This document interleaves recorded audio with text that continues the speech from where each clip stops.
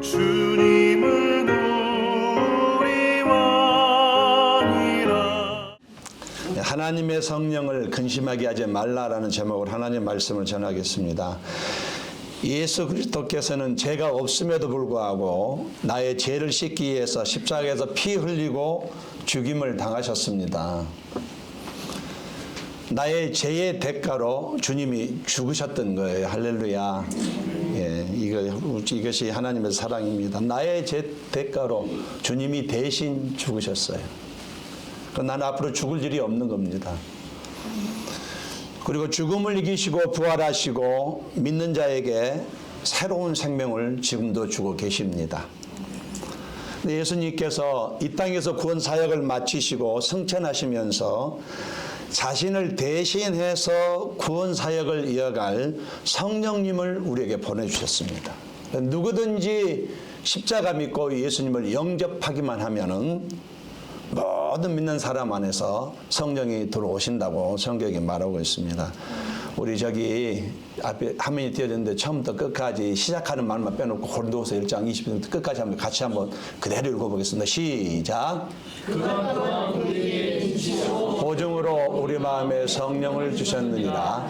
성령이 친히 우리의 영과 더불어 우리가 하나님의 자녀인 것을 증언하시나니 자녀이면 또한 상속자 곧 하나님의 상속자요 그리스도와 함께 한 상속자니 하나님의 상속자는 우리가 영원히 머물게 될 영원한 나라를 의미합니다. 하나님이 그들로 하여금 이 비밀의 영광이 이방인 가운데 어떻게 풍성한 것을 알게 하려 하심이라. 이 비밀은 너희 안에 계신 그리스도시니 곧 영광의 소망이니라. 아멘. 성령께서 우리 안에 오신 이유에 대해서 세 가지를 말하고 있습니다.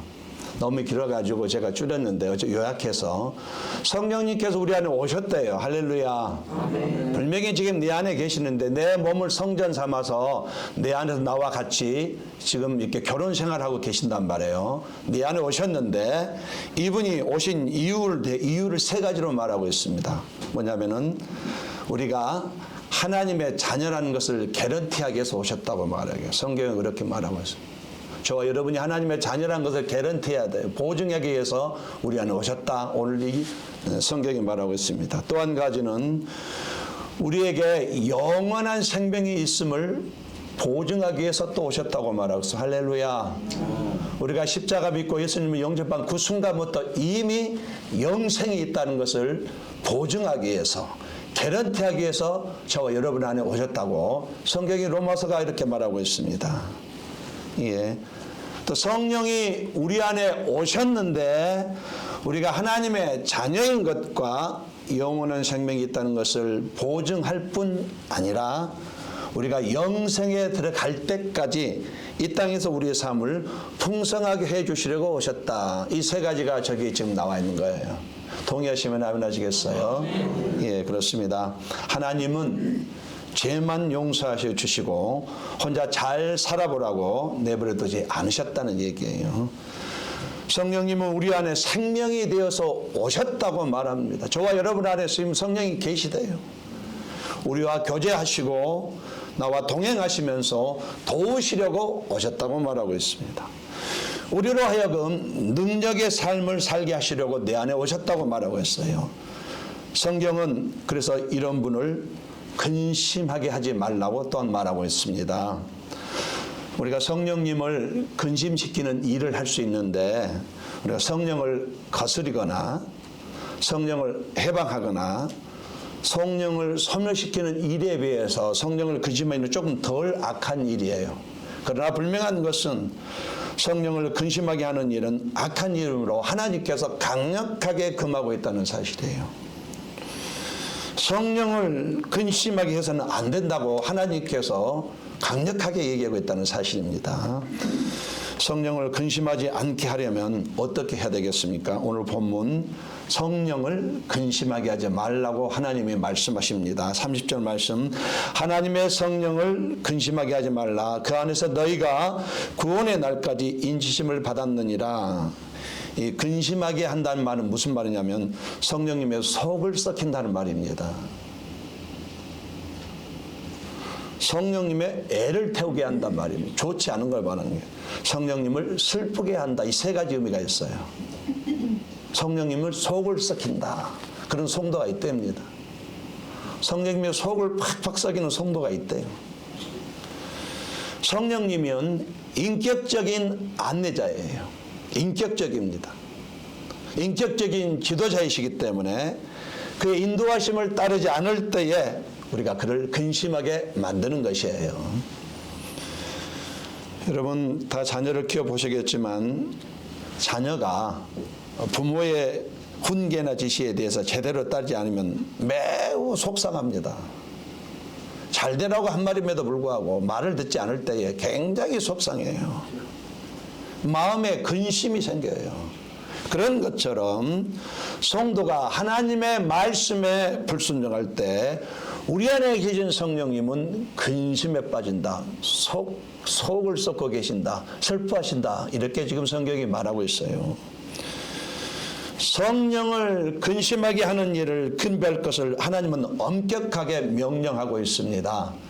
성령을 근심하게 하지 말라 이 말은 강력한 명령문이 그 어느 것보다도 가장 강력한 명령문입니다.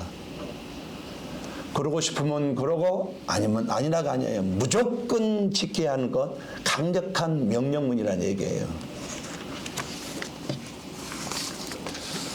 우리가 성령님을 근심하게 하면 어떤 일이 일어났습니까? 원인이 있으면 결과가 있는 것이에요. 저와 여러분이 성령님을 근심하게 하면 일어나는 일들이 있습니다.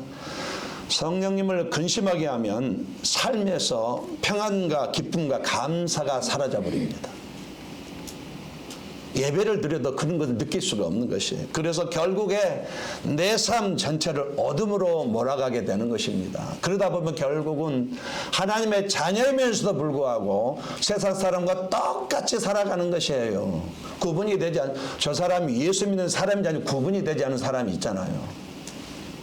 그렇게 된다는 얘기예요. 이제 더 이상 내 삶에 성령의 역사는 나타나지 않으며 그것이 지속될 경우에 하나님은 반드시 회초리를 드십니다. 징계를 하신다는 얘기예요. 질병을 통해서 징계를 하실 수도 있고요. 물질을 통해서 징계를 하실 수도 있습니다. 또 한 가지 아주 악한 사람 밑에서 고통받게 하실 수도 있다고 말합니다. 악한 사람 밑에서 고통받게 하심으로 자신의 몸을 돌아보게, 자신을 돌아보게 하시고 잘못된 삶을 깨닫게 하신다. 징계가 없는 것은 사생자라고 얘기했죠. 하나님 우리를 사랑하시기 때문에 징계하시는 것이에요. 우리 옆 사람 인사, 우리 징계를 조심합시다. 한번 인사하겠습니다. 예, 두렵고 떨림으로 구원을 이뤄갑시다. 한번. 우리 안에 성령이 계시기 때문에 마음대로 살아보면 반드시 하나님의 회초리를 드셔요. 그 느낌이 올 때 빨리 돌아서는 것이 좋습니다. 여러분 회초리 한번 맞아보셨어요? 얼마나 아픈지 몰라요. 피가 핏줄이 탁탁 씁니다. 그래서 반바지 입고 여름에 걸어다니는 거예요. 여름에 긴 바지 입고 다녀요. 창피하기 때문에. 이런 일이 우리에게 일어났어요. 아버지한테 회초리 한번 맞으면 내가 제대로 정신 차렸거든요.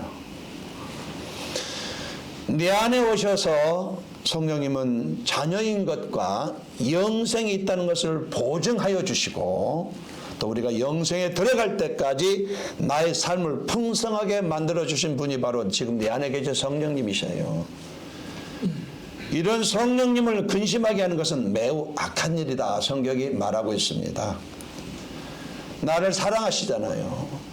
나를 항상 따뜻하게 대해주신 분이 바로 성령님이셨어요. 그분을 근심하게 하지 말라. 하나님이 아주 강력하게 우리에게 명령하고 있습니다. 우리가 어떻게 하면은 성령님을 근심하게 하지 않겠습니까?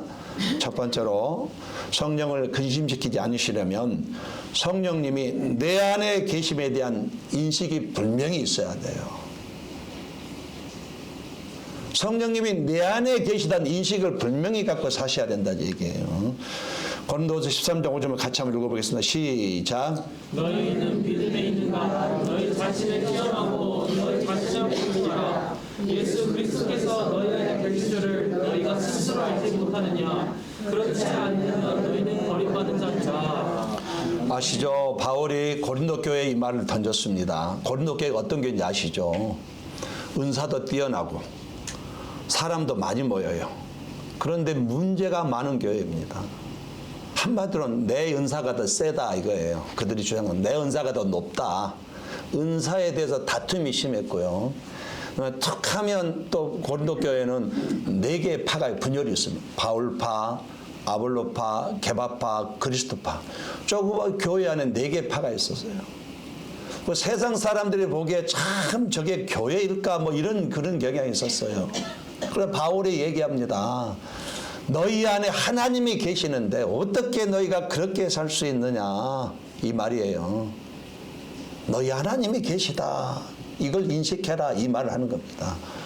하나님이 내 안에 계심을 이제 그렇게까지 살 수는 없거든요. 그렇게까지 개차반이 될 수가 없거든요. 그래서 바울이 그들에게 말합니다. 너희 안에 예수가 계신다. 너희들 이것을 만약에 모르면 너희 믿음이 없는 것도 아무것도 아니다. 지금 이 말하고 있는 것이에요. 예수의 영이신 성령이 내 안에 계심에 대해서 확신이 없다면 그 사람은 믿음이 없는 사람이다. 이렇게 바울이 지금 말하고 있습니다. 우리가 믿을 때, 우리가 십자가를 믿고 예수님을 영접할 때에 성령님이 우리 안에 임재하시지만은 대부분의 크리스찬들이 성령님이 내 안에 거하신다는 사실에 관심이 없는 것이 문제예요.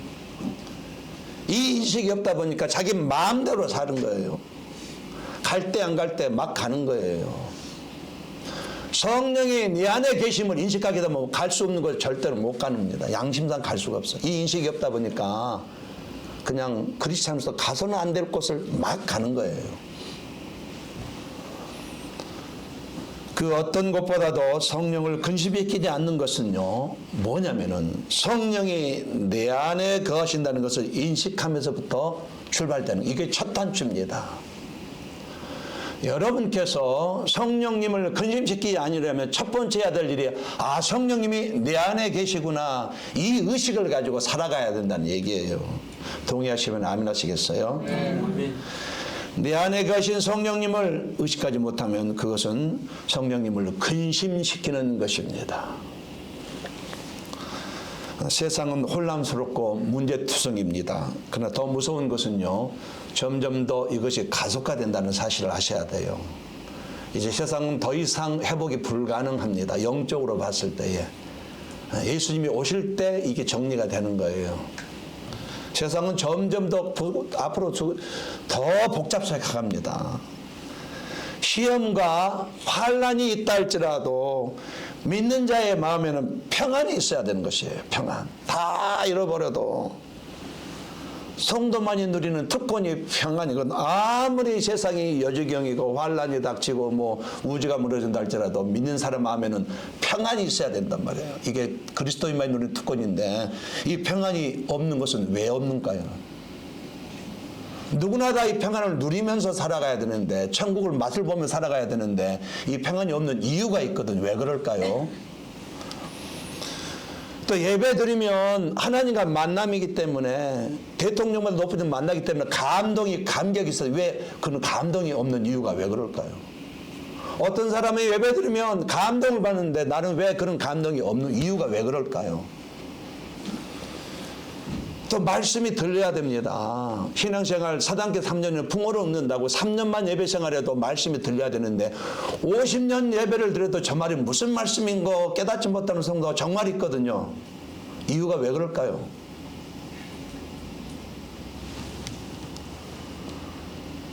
기도한다고 하는데 기도에 관심이 없습니다. 그냥 기도도 해도 또 재미도 없어요. 이유가 있어요. 왜 그럴까요? 성령이 네 안에 계시면 인식이 없기 때문에 이런 현상이 일어나는 것이에요. 내 안에 거하시는 성령님을 의식하면은요, 그때부터 평안이 우리에게 오기 시작합니다. 많은 사람들이 평안이 있는 것처럼 얘기하는데 사실 성령께서 내 안에 계시구나 이거 인식이 없으면 절대로 평안이 부어지지 않습니다. 정말 여러분이 그 평안이 뭔지 몰라도 편안이 아닙니다. 평안을 말하는 마음의 평안을 말하는 행복을 말하는 거예요. 평안을 경험하기를 원하신다면 내 안에 예수님이 계시구나 이 인식을 이것을 발견하는 것부터 시작이 된다는 얘기입니다. 내 안에 거하시는 성령님을 의식하면서 예배를 드리면 감동이 안 올 수가 없습니다. 말씀이 안 들릴 수가 없는 것이에요. 제가 개런티합니다. 성령이 내 안에 계심을 의식하면 기도할 수밖에 없습니다. 기도가 됩니다. 성령께서 무슨 생각을 주실까? 어떤 응답을 하실까? 기대하면서 기도하게 된다는 얘기예요. 쉽게 얘기해서 성령을 의식하지 않으면 성령님이 근심하는 겁니다. 그런 성도가 있잖아요. 내 안에 계신 성령님을 인정하시기를 예수님으로 권면드립니다. 이것은 무슨 전설 따라 삼천리가 아니에요. 사실을 말하는 것이에요. 주께서 핏값으로 내 몸을 사시고 내 몸을 성전 삼아서 가십니다. 그래서 우리 몸도 잘 관리해야 돼요. 먹을 거 먹고 구분해서 먹어야 되고 마실 거 구분해서 마셔야 되는 거예요. 내 몸이 성전이기 때문에 내게 아니기 때문에 내 몸을 잘 관리하시라는 얘기예요. 네 안에 성령이 계시기 하나님이 계시기 때문에 네 안에 그 하나님을 귀히 여기는 영성을 가지셔야 된다는 얘기예요. 분명한 것은 여러분 안에 창조주 하나님이 계신 것을 믿으시기를 예수님으로 권면드립니다. 만약에 여기에 대한 의심이 있거나 인식이 없으면 지금도 나는 여전히 성령님을 근심시키고 있다는 것입니다. 평생 동안 여러분에게 성령님과 동행하시기를 예수님으로 권면드리겠습니다. 두 번째로 성령님을 근심하게 하지 않으려면 말씀을 가까이 하는 것이 필요합니다. 우리가 어떻게 성령님의 뜻을 헤아릴 수 있습니까? 가장 먼저는 말씀이에요. 성령의 일하심은 언제나 하나님 말씀에서 선포되는 그곳에서부터 시작이 되는 것이에요. 그래서 말씀을 가까이 하지 않으면 성령의 뜻을 헤아릴 수 없게 되고 성령의 뜻을 헤아리지 못하면 성령이 근심할 수밖에 없다는 얘기예요. 사도행전 10장 44절 말씀에 베드로가 이 말을 할 때에 성령이 말씀 듣는 모든 사람에게 내려오시니 성령의 역사는 언제나 복음의 말씀이 선포될 때에 임합니다. 우리가 말씀을 가까이 하고 말씀에 점점 더 깊이 뿌리를 내려갈 때에 성령님은 우리의 기도와 우리의 교제와 우리의 찬양과 우리의 예배를 통해서 더 능력으로 역사하시는 것이에요. 우리 시편 말씀은 2절 말씀 한번 같이 읽어보겠습니다. 시작. 복 있는 사람은 악인의 길을 따르지 아니하며 죄인들의 길에 서지 아니하며 오만한 자의 자리에 앉지 아니하고 오직 여호와의 율법을 즐거워하며 그의 율법을 주야로 묵상하는도다. 왜 여호와의 말씀을 아침 저녁으로 묵상하고 그 말씀을 즐거워하는 자가 복이 있다고 하나님은 말씀하십니까? 말씀을 통해서 성령의 음성을 듣고 그 힘으로 살아감으로 세상을 이기고 마귀 사탄을 이기고 내 자신을 이기고 승리하기 때문에 그러는 것입니다. 보혜사 곧 아버지께서 내 이름으로 보내실 성령 그가 너에게 모든 것을 가르치시고 내가 너에게 말한 모든 것을 생각나게 하리라. 성령님은 우리에게 말씀하시는데 설교 말씀을 듣거나 성경을 연구하거나 묵상할 때에 우리에게 깨닫게 하시고 감동을 주시고 생각을 주시는 것이에요. 이게 하나님께서 우리에게 말씀하시는 방법입니다. 직접 누구야 뭐 해라 이렇게 주겠지만 아닙니다. 말씀을 통해서 우리에게 생각으로 음성을 주시는 것이에요. 이게 하나님께서 말씀하시는 방법입니다.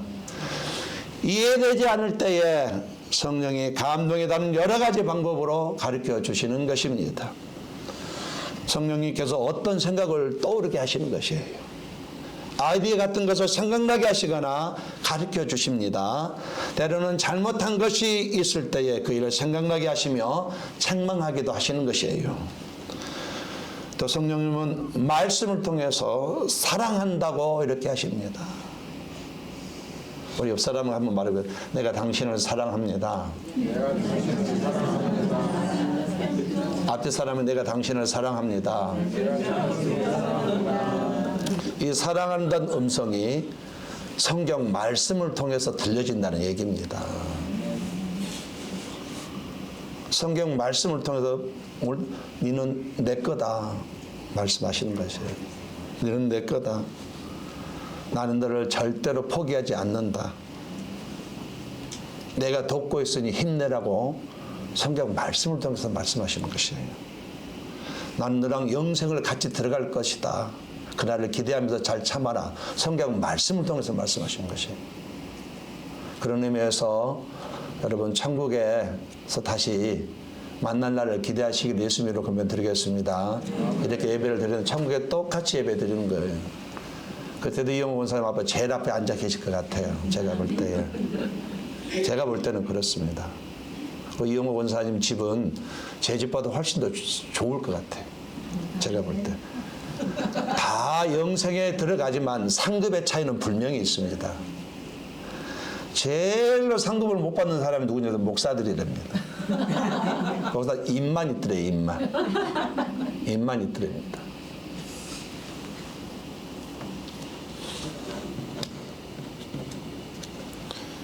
말씀을 가까이 하지 않으시면 성령님의 뜻을 알 수가 없기 때문에 성령님이 근심하신다고 말합니다. 그러므로 말씀을 가까이 하십시오.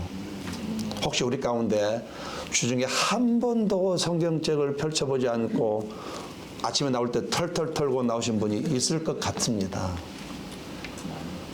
그러면 안 된다는 얘기예요. 자기 스스로 생각해 보셔야 돼요. 예. 말씀을 읽고 묵상하는 것, 성경을 연구하는 것과 설교 말씀을 듣는 것을 가까이 하시기를 바랍니다. 성령의 음성은 세미한 소리예요. 아주 세미하게 들리기 때문에 잘 들으려고 할 때 들립니다. 말씀은 영혼의 양식입니다.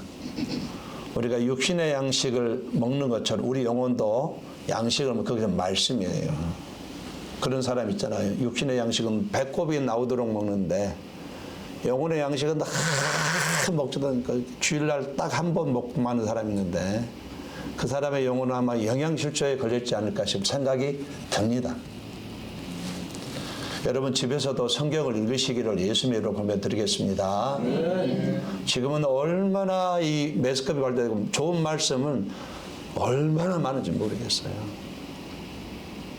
근데 한 번도 주중에 성경을 읽지도 않았거나 아니면 무슨 하다못해 간증이라도 들어보지 않았거나 담을 싹 쌌다가 주일날 아침에 10시 59분에 성경 찾아오고 툴툴 털고 왔다는 것은 정말 맞지 않는 태도입니다. 그런데 그런 분들은 또 먹으러 가면 배꼽이 나오도록 드십니다.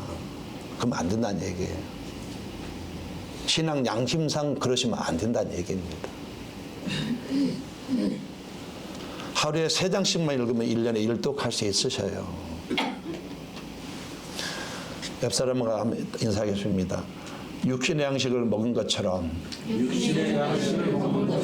영혼의 양식도 잡숫시다. 너무 중요한 사실이에요. 말씀을 가까이 하지 않으면 성령님이 속상해 하십니다. 저 여러분은 내 안에 오신 나를 돕게 오신 이분을 속상해 할 아무런 건덕지가 없으셔요. 이분은 존중해 드려야 됩니다. 말씀을 가까이 하시기를 예수님으로 권면드리겠습니다. 자, 이와 같이 첫 번째로 우리가 성령님을 근심하게 하지 않으려면 성령님이 네 안에 계신다는 것을 분명히 인식하셔야 돼요. 이게 첫 단추입니다. 두 번째로 말씀을 가까이 해요.